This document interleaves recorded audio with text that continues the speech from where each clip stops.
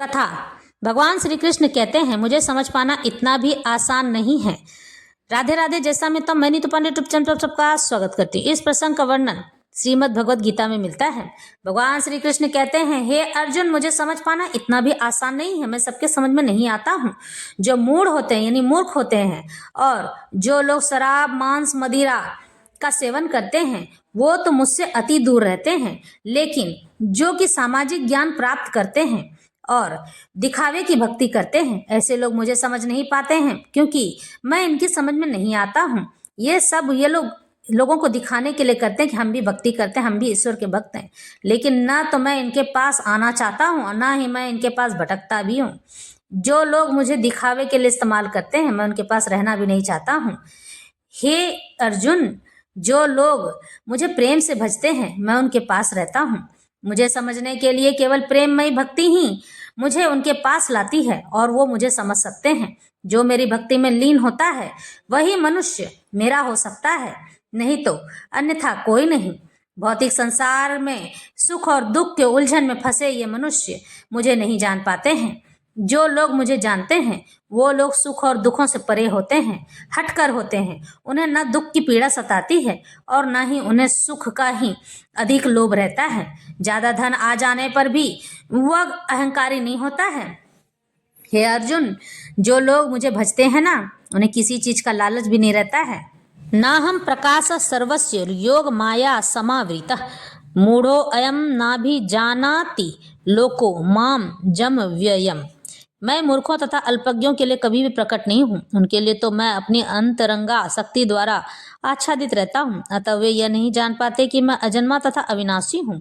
यह तर्क दिया जा सकता है कि जब कृष्ण इस पृथ्वी पर विद्यमान थे और सबों के लिए दृश्य थे तो वे सबों के समक्ष क्यों नहीं प्रकट होते थे, सभी के सामने क्यों नहीं प्रकट होते थे।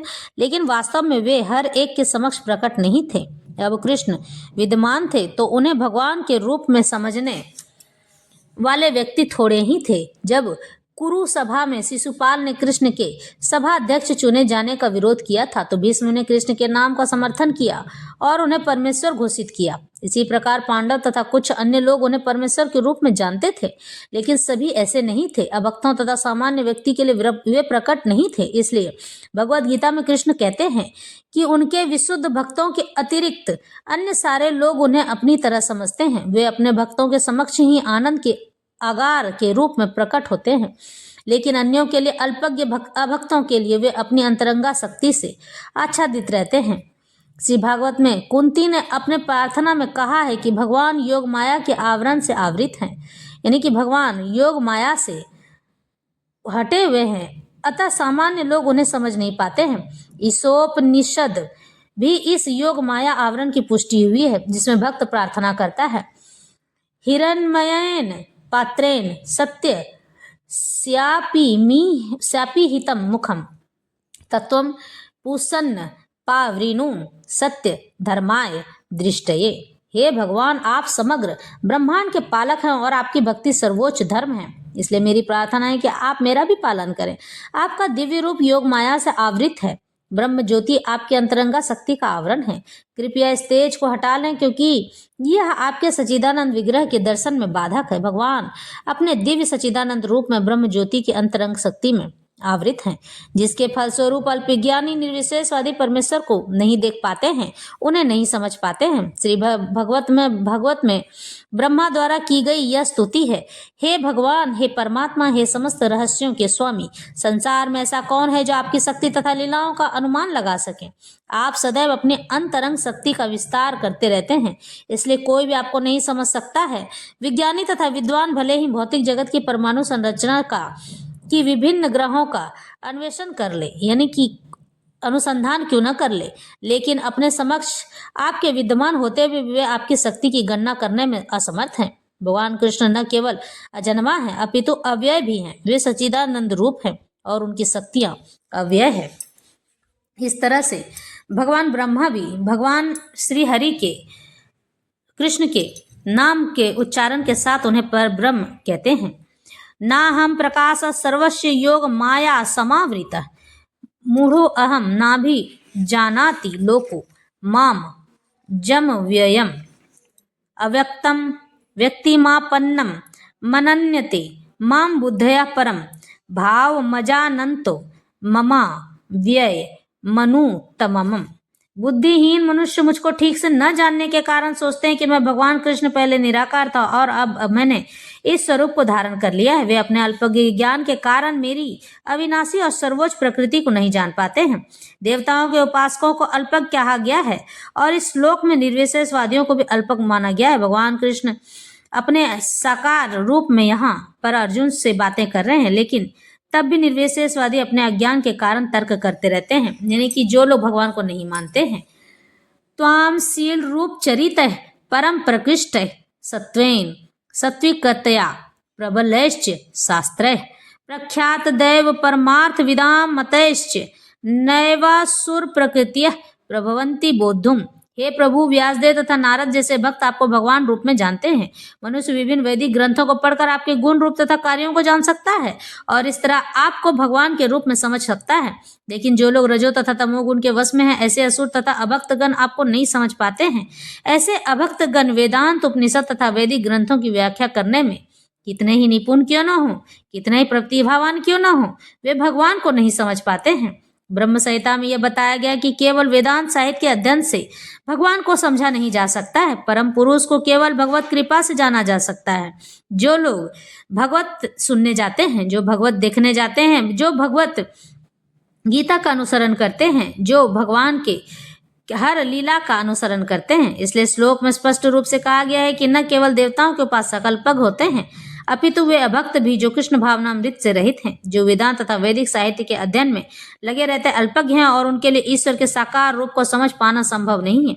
जो लोग परम सत्य को निर्विशेष करके मानते हैं, वे अभ्युदय बताए गए, जिसका अर्थ है वे लोग जो परम सत्य के परम स्वरूप को नहीं समझते हैं। इसके बाद अब जानंती मां मूढ़ा मानुष्यम तनुमाश्रितम, केवल मूर्ख ही मुझे सामान्य पुरुष मानते हैं। तथ्य तो यह है कि बिना कोई भक्ति के तथा कृष्ण भावनामृत विकसित किए बिना कृष्ण को नहीं समझ पाता है। मुझे समझना बड़ा मुश्किल का काम है। अथापि ते देव पदाम्बुज द्वय प्रसाद लेशानुगृहीत एव ही जानाति तत्त्वं भगवन् महिम्नो न चान्य एकोऽपि चिरम विचिन्वन। हे प्रभु, यदि कोई आपके चरण कमलों की रंच मात्र भी कृपा प्राप्त कर लेता है तो वह आपकी महानता को समझ सकता है, किंतु जो लोग भगवान को समझने के लिए मानसिक कल्पना करते हैं, वे वेदों का वर्षों तक अध्ययन करके भी नहीं समझ पाते हैं। कोई न तो मनोधर्म द्वारा ही वैदिक साहित्य की व्याख्या द्वारा भगवान कृष्ण या उनके रूप को समझ सकता है, भक्ति के द्वारा ही उन्हें समझा जा सकता है। जब मनुष्य हरे कृष्ण कृष्ण कृष्ण हरे हरे, हरे राम राम राम हरे हरे इस महानतम जब से प्रारंभ करके कृष्ण भावनामृत से पूर्णतया तन्मय हो जाता है, तभी वह भगवान को समझ सकता है। अभक्त निर्विशेषवादी मानते हैं कि भगवान कृष्ण का शरीर इसी भौतिक प्रकृति बना है और उनके कार्य, उनका रूप इत्यादि सभी माया है। वे निर्विशेषवादी मायावादी कहलाते हैं। ये परम सत्य को नहीं जानते हैं। कामैस्तैर्हर्त जज्ञाना प्रपदन्ते अन्य देवता, जो लोग कामक्षाओं से अंधे हैं, वे अन्य देवताओं की शरण में जाते हैं। यह स्वीकार किया गया है कि भगवान के अतिरिक्त अन्य देवता भी, जिनके अपने अपने लोक हैं, और भगवान का भी अपना लोक है, जैसा कि 23वें श्लोक में कहा गया है। देवान देव यजो यान्ति भद भक्ता यान्ति मामपि देव। देवताओं के उपासक उनके लोकों को जाते हैं और कृष्ण के भक्त हैं वे कृष्ण लोक को जाते हैं। यद्यपि यह स्पष्ट कहा गया कि किंतु तो भी मूर्ख मायावादी ये मानते हैं कि भगवान निर्विशेषवादी हैं और विभिन्न रूप उन पर ऊपर से थोपे गए हैं। उनका अपना लोक है और देवताओं के भी अपने अपने लोक हैं। अतः अद्वैतवादी तर्क की परम सत्य निर्विशेष है। इस तरह से भगवान कहते हैं, भगवान कृष्ण सच्चिदानंद रूप हैं। वेद भी पुष्टि करते हैं कि परम सत्य आनंदमयो अभ्यासात, अर्थात वे स्वभाव से ही आनंद मन में है। वे अनंत शुभ गुणों के आगार हैं। गीता में भगवान कहते हैं कि यद्यपि वे अजन्मा हैं तो भी प्रकट होते हैं। भगवत गीता से हम इन सारे तथ्यों को जान सकते हैं। इसलिए हम यह नहीं समझ पाते कि भगवान किस तरह निर्विशेष हैं। जहाँ तक गीता के कथन है, उनके अनुसार निर्विशेषवादी अद्वैतवादियों का यह आरोपित सिद्धांत मिथ्या है। यहाँ यह स्पष्ट है कि परम सत्य भगवान कृष्ण के रूप और व्यक्तित्व दोनों हैं। इस तरह से आज की भगवत गीता की यह प्रसंग समाप्त होती है।